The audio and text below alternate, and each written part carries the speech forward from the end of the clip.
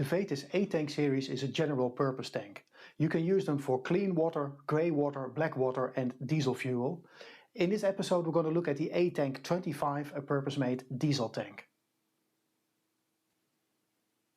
The Vetus A-Tank 25 comes with a pre-made fuel filler opening, and you have to install the fittings for the fuel return line, the fuel ventilation and the fuel pickup yourself. In this video we're going to show you a couple of easy tricks to install those three fittings. To do that we're going to change the angle of the camera. It's going to look down on the table. To install the fittings to the A-Tank 25, don't use oil, only use a little bit of soapy water to install. Take a small screwdriver as well. If you look at the rubber rings, there are three different sizes: small, medium and large. The large one goes to the fuel vent line, the small one to the fuel return, and the middle one goes to the middle hole for the pickup tube, which is the one we'll install first. Make sure that the steel bar sticks out about 1 centimeter.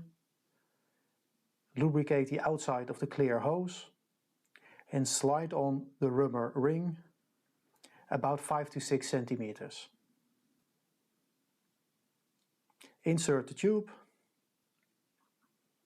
lubricate well, and now we have to push in the rubber ring, and it's a very tight fit, so use the screwdriver to make sure that it snaps into place. Carefully walk all the way around.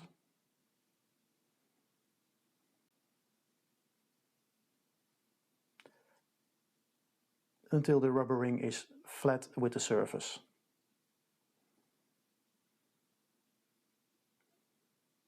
Now take one of the two smaller fittings, the white fittings, lubricate it and first insert it into the clear plastic hose. Once it's fully inserted, you can push the whole assembly down, and that can take quite a lot of force. If it doesn't snap into place, use a screwdriver to get a bit of additional leverage and push straight down until it snaps into place.